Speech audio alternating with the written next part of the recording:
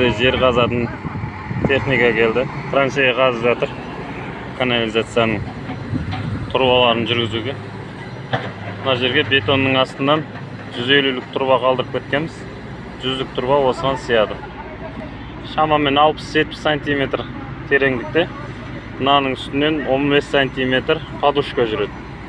Сонда бізде бір 80 сантиметрдей болады үстінен. Мынау забордың крышасының ағаштары. Осыны жоғарыға көтеріп қоя салады. Мынандай рейкаларды кесіп жасап жатыр. Сантехник жігіттер канализацияның трубасын жүргізді. Жанынан суды кіргізді. 150-лік трубаға 100-лік трубамен 32-лік труба жайғасып кетті. Мына жерде бізде біреуі газдың трубасы, біреуі канализация, біреуі судың трубасы. Мына жақта пластмасс трубаны А5 трубаға салып, орталық канализацияға қосып жатыр.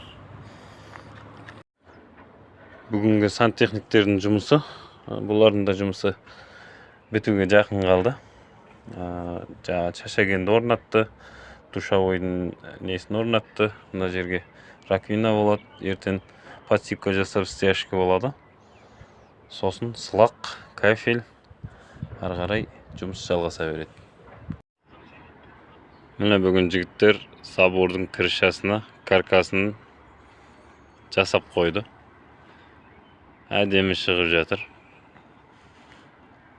Мына жақта екі забордың деңгейі екі түрлі болды. Сол күй кететін болды. Мына жерде өріктің арасына кеп тоқтады. Ассаламалейкум достар. Жаздық асхананың құрылысы сейсмопоисқа дейінгі блоктарды қалап бітуге жақынбыз.